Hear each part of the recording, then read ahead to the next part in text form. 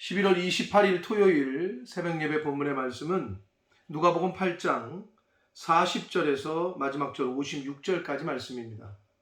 누가복음 8장 40절로 마지막 절까지 56절까지 말씀을 통해서 토요일에 주시는 하나님의 은혜를 본문 속에서 함께 받도록 하겠습니다. 자, 오늘 단락에서는 두 가지 사건이 나옵니다.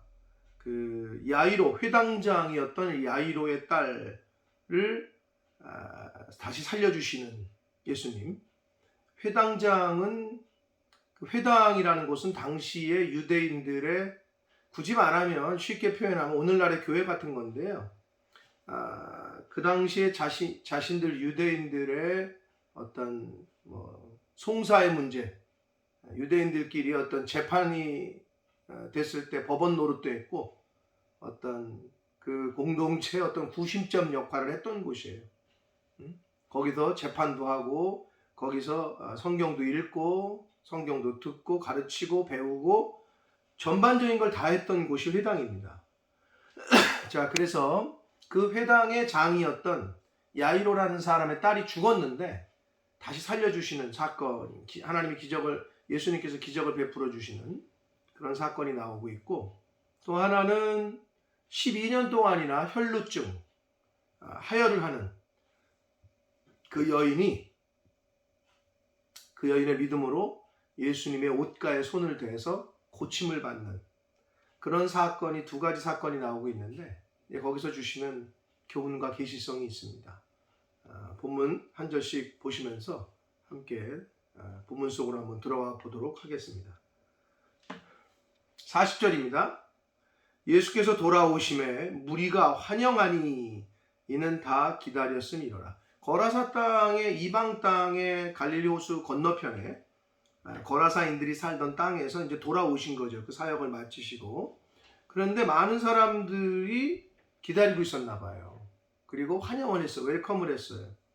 그런데 보니까 그 뒤에 이제 회당장 야이로의 그 딸이 죽어가고 있었기 때문에 치유자 되시고 병 고치는 능력이 있던 걸로 소문이 났던 예수를 기다렸던 것 같아요. 그러니까 이제 오셨다. 능력을 한번 좀 기대해보자. 이런 의미에서 웰컴을 했습니다. 자, 41절을 보니까 이에 회당장인 야이로라 하는 사람이 와서 예수의 발 아래 엎드려 자기 집에 오시기를 간구하니 그랬어요. 근데 여러분, 우리가 여기서 좀 봐야 될 거는 당시에 예수님은 어떤 상태였냐 하면은, 여기서도 선생님 이런 표현으로 봐서 회당장은 당시의 유대인 공동체의 종교 지도자로서의 그래도 나름 지위가 있고 힘이 있는 사람이었어요. 권력이 있는 사람. 근데 그 사람이 요 당시에 예수님은 아직 메시아로 인정받지도 못했고 그냥 어떤 능력 있는 어떤 한 사람, 또 반대편 쪽에서는 부정적으로 얘기하는 사람은 미친 사람으로 취급을 받던 때였었어요. 그런데 이 회당장 야이로라는 사람이 예수님의 신적인 능력, 메시아로서 예수님을 인정했기 때문에 무릎을 꿇었다? 그걸 알아봐서 이렇게도 볼 수 있습니다만은, 그러나 그 이면에는 딸이 지금 죽게 생겼잖아요. 죽어가고 있어. 못 고쳐. 다른 의사들이. 그런데 예수라는 청년이 병 고치는 능력이 있대. 한마디로 신유의 기적이 있대. 그러니까 지푸라기라도 잡는 심정으로 예수님의 발 앞에 무릎을 꿇었다. 그러니까 권세가 있고 그래도 채통이 있고 어떤 높은 지위에 있던 사람이 30대 무명 청년인 예수의 무릎을 꿇었다. 그래서 말씀드린 대로 예수님이 메시아인 걸 알아봐서 라고도 보일 수 있으나 딸을 살리고자 하는 간절함 때문에 지푸라기라도 잡는 심정으로 무릎을 꿇었다.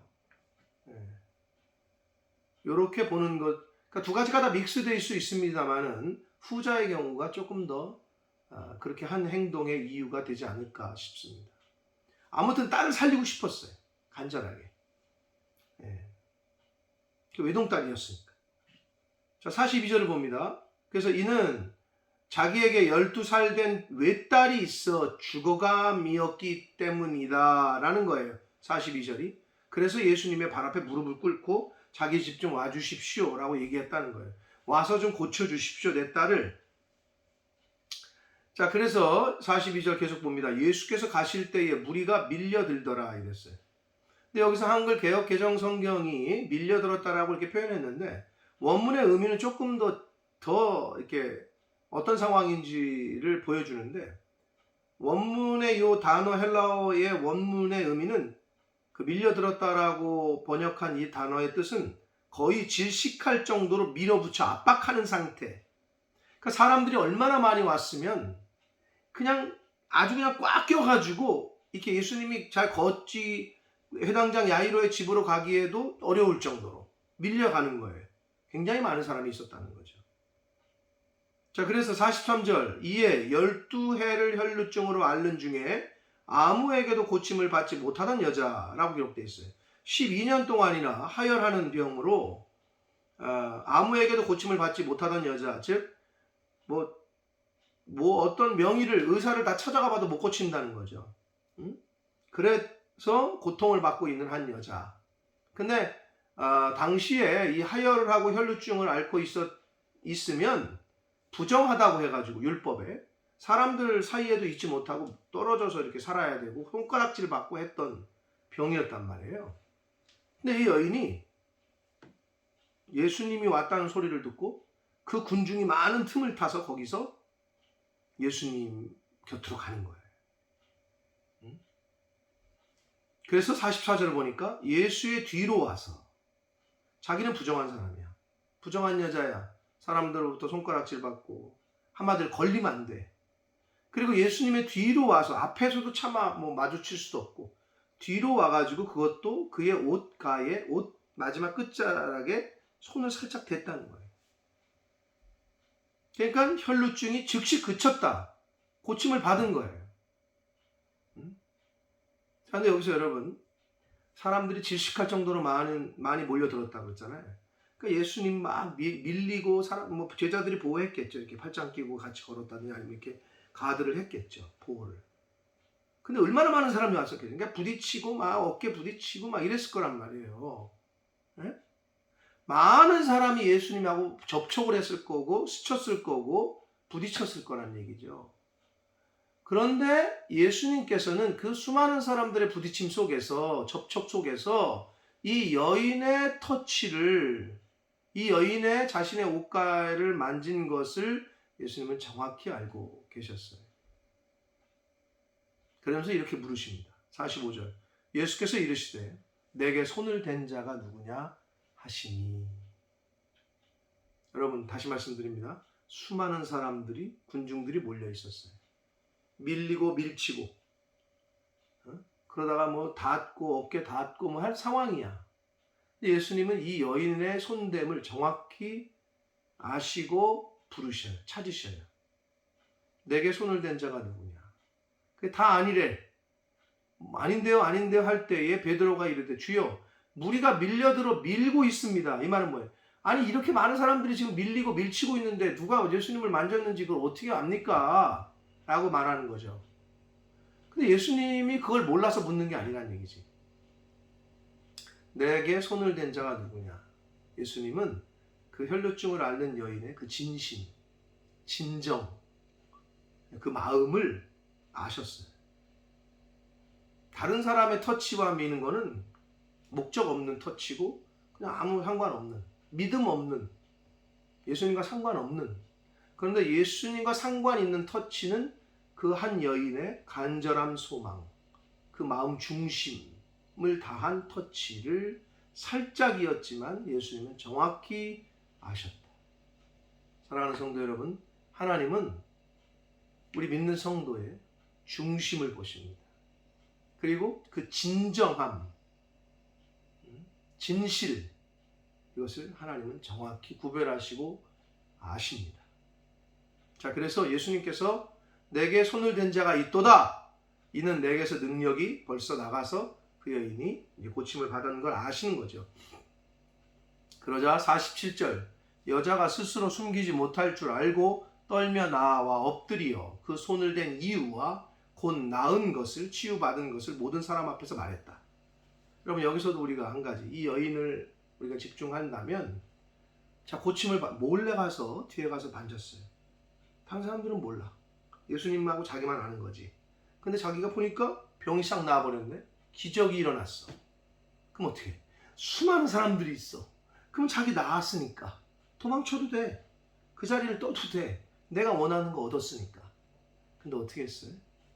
예수님의 물음에 떨며 나와 자기가 손을 왜 댔는지 그리고 어떻게 지금 역사가 일어났는지 모든 사람 앞에서 증거했다 라고 말하고 있습니다. 이 여인은 자신의 얻을 걸 얻었다 그래서 도망치지 않고 난 이제 내가 얻을 거 얻었으니까 발 빼지 않고 사람들 앞에서 증거하고 간증하고 사실을 사실대로 선포를 한 것을 볼 수 있습니다. 이 여인이 왜 예수님에게서 고침을 받을 수 있었던 여인이었는가를 우리가 미루어 짐작할 수가 있어요. 이 여인의 태도, 이 여인의 진심, 이 여인의 어떤 사람됨, 뭐 이런 것이 여기에 잘 나타나 있습니다. 그래서 예수님께서 이르시되 48절 따라 내 믿음이 너를 구원하였으니 평안히 가라 라고 말씀하십니다. 뭐가 구원했다고요? 믿음이 너를 구원했다 라고 말하고 있습니다. 그 예수님의 옷가에 손이라도 댔을 때 그 어떤 심정으로 예수님에게 옷에 손이라도 대면 내가 나을 수 있을 거라는 간절한 믿음이 있었던 걸로 보여져요. 즉 예수님에 대한 절대적인 신뢰와 믿음이 있었던 거예요. 그래서 예수님이 너의 행위가가 아니라 너의 믿음이 너를 구원했다. 그렇게 믿고 있었더라라는 것을 알려주고 있는 거예요. 그 12년 동안 하혈하던 그 여자는 만지면 나을 거라는 절대적인 믿음과 신뢰가 있었어요. 그래서 예수님이 지금 이렇게 말씀하고 계신 거예요. 너의 믿음이 너를 구원했으니까 평안히 가라 라고 말씀하십니다. 자, 그 장면이 바뀝니다. 그래서 어디로 가고 있었죠? 회당장 야이로의 집으로 가고 있다가 벌어진 사건이고 다시 야이로의 이제 포커스에 맞춰집니다. 야이로의 딸의 포커스에 49절 아직 말씀하실 때 회당장의 집에서 사람이 와서 자 이런 그 여인하고 그 사람들에게 여인에게 내 믿음이 너를 구원했다. 그 혈루증 고침을 받은 여인에게 이렇게 말하고 있을 그 상황에 회당장의 야이로의 집에서 하인들이 와요. 그래서 뭐라고 그러느냐? 아이고 주인 마님 이미 늦었습니다. 따님이 죽었습니다. 이런 소식을 전해요. 응? 그러면서 또 한마디 더 해요. 그러니 여기 선생님 지금 회당장께서 모시고 가는 주인 마님께서 모시고 가는 이 선생님 예수님이죠. 선생님을 더 괴롭게 하지 마소서라고 말까지 해요. 이 말이 뭐예요? 이미 죽었으니까 예수님 이 선생님 모시고 가도 소용없다. 이미 게임 오버 끝났다 라고 얘기를 해요. 그 예수님에 대한 불신이죠. 살아있을 때는 어떻게 고칠 수 있으나 죽은 사람을 고치는 건 본 적이 없기 때문에 이 사람들 경험에서는 그러니까 이 사람이 아무리 용하고 해도 이미 늦었다라는 거죠. 그걸 얘기하고 있어요. 그러자 예수님께서 그 얘기를 들으시고 뭐라고 말씀하시느냐? 두려워하지 말고 믿기만 하라. 그리하면 딸이 구원을 얻을 것이다 하시고. 자, 누가복음에는 누구에게 정확히 얘기했는지 기록되어 있지 않지만 문맥으로 봐서는 당연히 죽은 딸의 아버지인 회당장 야이로에게 하신 말씀처럼 보여집니다. 그러나 병행구절인 마가복음 5장 36절에 보면 정확하게 예수님께서 회당장에게 이르시되 라고 하신 말씀이 무슨 말씀이냐? 50절의 말씀이에요. 뭐라고? 회당장아 너 두려워하지 말고 믿기만 해라. 그리하면 내 딸이 구원을 받을 것이다. 회당장에게 말했어요. 자, 그랬더니 51절 그 집에 이르러 이렇게 되어 있어요. 자, 상황이 어떻게 돼요? 종들은 집에서 온 종들은 이미 죽었으니까 끝났으니까 선생님 더 이상 뭐 데려가지 말고 여기서 그냥 헤어지십시오. 이렇게 얘기했단 말이에요. 근데 예수님께서 회당장에게 한마디 하셔요. 두려워하지 말고 믿기만 해라. 그러면 내 딸이 구원 얻을 거다. 그랬더니 장면이 51절에 그 집에 이르렀대.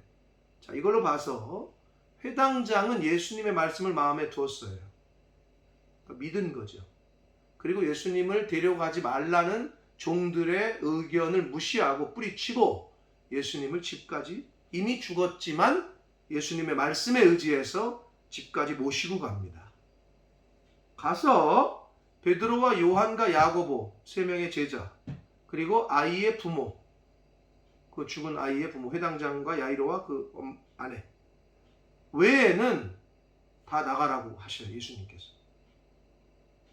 그러자 52절 보시면 모든 사람이 아이를 위하여 울며 통곡하며 예수께서 이르시되 울지 말라, 죽은 것이 아니라 잔다 하시니 53절 그들이 그 죽은 것을 아는 거로 비웃었더라. 자, 여러분, 자, 유대인들에서는 사람이 죽잖아요. 그러면 이제 우리는 뭐 3일장 뭐 이렇게 하잖아요. 근데 유대인들의 장례법은 어떠냐면 죽으면 곡하는 사람 있죠. 아이고 아이고 이제 가면 언제 오냐 뭐 이렇게 곡하는 사람을 돈 주고 샀다고. 그렇게 전문적으로 그 곡을 하는 사람들이 있었어. 그럼 이미 죽었지. 그러니까 곡하는 사람들이 와 있었지. 곡을 한단 말이야. 아이고 아이고 울고 막 그래. 그러니까 예수님이 거기 보고 울지 말라, 죽은 것이 아니라 잔다 이랬더니 그들이 곡하는 사람들과 그 문상 온 사람들이겠지. 대부분이 다 그 죽은 것을 알아. 이미 죽었어. 그러니까 비웃는 거야, 예수님의 말씀을. 그러니 예수님께서 어떻게 하시겠어요? 니네 다 나가. 믿음이 없는 사람들은 그 예수님의 기적, 죽은 자를 살리는 그 기적을 볼 수도 없고 또 봐도 안 믿어. 그러니까 나가라 니네들. 그래서 베드로, 야고보, 요한, 특별히 이 세 명의 제자, 죽은 자를 살리는 기적을 그래도 감당할 만한 믿음이 있는 세 제자였던 것 같아요. 그러니까 특별히 세 제자와 부모 외에는 다 내쫓으셨어요. 자, 그래서 예수님께서 이제 말씀하십니다. 54절. 예수께서 아이의 손을 잡고 아이가 손을 잡고 불러 이르시되 그랬어요. 자, 손을 잡았어요. 자, 생명이신 예수 그리스도, 이미 죽은 아이. 근데 생명의 주관자 되시는 예수 그리스도의 손을 잡았다는 얘기는, 죽은 자의 손을 잡았다는 얘기는 생명을 다시 흘려보내려고 하시는 의도예요. 그러시면서 뭐라고 그러시냐? 말씀하세요. 뭐라고? 아이야, 일어나라. 자, 천지를 창조하실 때 하나님이 말씀으로 창조하셨고, 말씀이 육신이 되어 이 땅에 오신 분이 예수님이에요. 그러니까 말씀이 곧 능력이에요. 말이 곧 힘이에요. 자, 그래서 예수님이 아이야 일어나라 라고 명하시니 그 아이가, 그 영이 돌아와 그랬어요. 여기서 영은 호흡, 숨이란 뜻이에요. 호흡이 돌아왔다는 거지. 여러분, 우리가 죽은 게 호흡이, 숨 쉬는 게 숨 넘어갔다, 이게 죽었다는 거잖아요. 숨이 안 쉬어, 더 이상 호흡을 안 해. 그게 죽은 거야. 근데 여기서 영이 돌아왔다 그랬는데 이 헬라어 원문의 원래 직역을 하면 호흡, 숨이 돌아왔다는 거예요. 다시 숨을 쉬어요. 바로 이 얘기야. 그래서 아이가 곧 일어나거늘 예수께서 먹을 것을 주라 명하시니 그 부모가 놀라는지라. 예수께서 경고하사 이 일을 아무에게도 말하지 말라 하시니라. 자, 여러분, 여기서 예수님께서 죽은 거를 보고 잔다라고 말씀하셨죠. 죽은 사람은 다시 살지 못한다고 생각했어요, 일반적으로. 근데 자는 사람은 다시 일어나죠. 예수님께서 왜 잔다고 그러셨느냐? 다시 살리실 거니까. 다시 깨우실 거니까, 예수님이. 그러니까 잔다라고 표현하신 거예요. 생명의 주관자이시니까. 이렇게 말씀하실 수 있었던 거죠. 근데 그러면 그들은 왜 비웃었느냐? 많은 사람들이. 자신들의 경험으로는 죽은 사람이 본 적이 없거든. 그러니까 자기들이 경험하지 못한 거는 부인하고 인정 안 하는 습성이 우리들에게 있어요. 오늘날 예수 믿는 저희들도 마찬가지예요. 우리들의 경험에 비춰서 하나님의 능력을 제한할 때가 너무 많아요. 우리들의 경험에 비춰서 성경을 볼 때가 너무 많아요. 여러분, 저와 여러분이 경험하지 못한 것들이 성경에 더 많아요. 그리고 여러분, 저와 여러분이 경험하지 못한 것은 그럼 다 사실이 아니고 진실이 아니에요?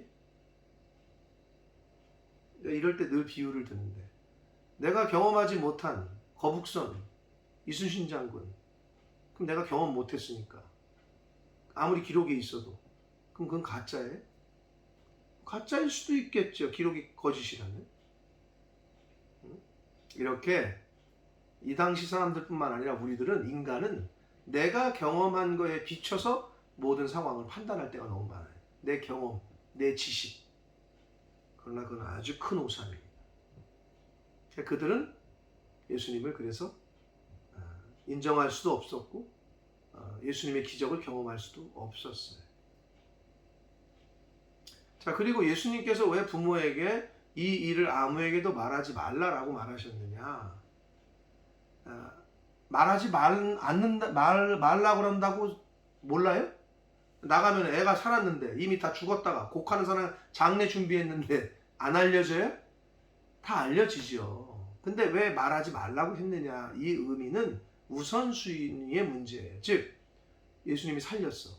그러니까 그냥 엄마 아빠가 너무 흥분해가지고 뛰쳐나가가지고, 야, 이 사람이 우리 애를 살렸다, 난리 막 그냥 떠들고 하는 거를, 그거 먼저 하지 말고 조용히 이 은혜를 베푸신 하나님에게 먼저 감사해라 라는 의미에서 말하지 말라. 아무에게도 먼저. 너 지금 말하지 말아라. 차라리 조용히 묵상하고 우선순위를 하나님께 감사하는 것에 두라 라는 의미가 아무에게도 말하지 말라라는 의미의 말씀이 되겠습니다. 사랑하는 성도 여러분, 우리도 마찬가지입니다. 하나님에게 어떤 기적적인 은혜를 경험하시고 체험하셨습니까? 떠들고 다른 사람한테 알리고, 이거보다는 조용히 하나님 앞에 감사기도 하고 하나님 앞에 영광을 돌릴 수 있는, 그것이 우선되는 저와 여러분이 되어야 될 줄 믿습니다. 자, 그리고 오늘 이 본문에서 두 믿음이 나오죠. 하나는 혈루 12년 동안 하혈을 하던 그 여인. 근데 그 여인은 그 여인의 믿음으로 구원을 받았어요. 그렇죠? 자, 그런데 죽었던 아이가 살아났어요. 근데 이 죽었던 아이가 자기가 믿음이 있어서 살아났어요? 아니에요. 그럼 누구의 믿음? 아버지의, 회당장 야이로의 믿음 때문에, 부모의 믿음 때문에, 이미 죽었다고 예수님 이제 모시고 갈 필요 없다고 사람들은 얘기했으나 두려워 말고 믿기만 해라. 그러면 내 딸이 구원을 얻을 거야 라는 말씀을 믿고 예수님을 집으로 모시고 갔던 회당장 아버지의 그 야이로의 믿음 때문에 아이가 살았어요. 여러분, 여기 뭘 얘기합니까? 부모가 잘 믿잖아요. 그럼 자식들이 복을 받아요. 왜? 하나님의 은혜가 천대까지 이른다. 왜? 그 부모가 잘 믿었기 때문에 하나님을 잘 섬기고, 그러니까 자식들이 잘 돼. 아니, 이 회당장 야이로의 딸은 지금 아무런 믿음을 보여드린 게 없어요. 네. 부모의 믿음이 아이에게 복이 됐어요. 사랑하는 성도는, 반대로 이거는 부모의 불신앙은, 부모의 우상 섬기고 하나님의 말씀대로 살지 않는 거는 자식들에게 화가 돼요. 고로 저와 여러분이 예수님 잘 믿고 말씀대로 잘 사는 것, 신앙대로 잘 신앙을 지키며 살아가는 것, 이것이 우리 아이들에게 물려줄 유산이요, 진정한, 꼭 필요한, 자녀들이 잘 되는 유산을 물려주는 겁니다. 아파트 몇억 몇십억 물려주는 거, 세상 사람들은 그거 부러워하고 좋다고 그러죠. 누누이 말씀드리지만 돈이 그 자녀의 미래를 책임져 주지 않습니다. 오히려 그 돈 때문에 망할 수 있습니다. 하나님을 향한 믿음과 신앙을 잘 지키셔서 그 부모 때문에 그 아이가 살아났던 것처럼, 부모의 신앙과 믿음 때문에 내 자녀 손들이 복을 받을 수 있는, 그러한 은혜를 다 소유하시고, 또 그러한 은혜를 자녀 손들에게 물려주는 복된 믿음의 부모님들, 믿음의 가정들 되시기를 예수 그리스도 이름으로 축복합니다. 기도하겠습니다.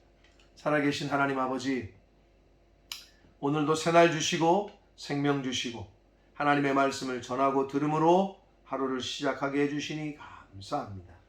아버지 하나님, 12년 동안이나 부정한 여인으로 사람들에게 손가락질을 받던 그 혈루증을 앓던 하혈하던 여인이 예수님을 향한 절대적인 믿음과 신뢰, 그 믿음으로 예수님께 고침을 받고 구원을 얻은 것을, 새로운 삶을 살게 된 것을 오늘 말씀을 통해 저희가 듣고 보았습니다. 또 회당장 야이로의 딸이 죽었다가 다시 살아나는 복을 받은 것은 회당장 야이로의 그 부모의 믿음 때문이었음을 오늘 성경을 통해 저희가 보았습니다. 아버지, 우리의 자녀 손들에게 과연 무엇을 물려줄지, 세상 사람들은 돈을 물려주려고 하고 아파트를 유산으로 물려주려고 합니다. 아버지, 그러나 하나님을 잘 믿는 믿음을, 하나님을 잘 믿는 신앙을 잘 자녀 손들에게 상속시킬 수 있도록 부모의 믿음 때문에, 부모의 헌신 때문에 자녀들이 복을 받는다는 것을 다시 한번 깨닫게 하셔서 이 세상 살아가는 동안 하나님을, 또 하나님 말씀을 어떻게 잘 지키고 또 어떻게 순종하며 살아갈 것인가를 잘 행하게 하시고 그것을 우리의 자자손손에게 잘 보여주고 믿음의 대를 잘, 믿음의 유산을 잘 상속시키는 그러한 믿음의 사람, 믿음의 가정들 되게 하여 주옵소서. 예수 그리스도 이름으로 축복하며 기도 올리옵나이다. 아멘.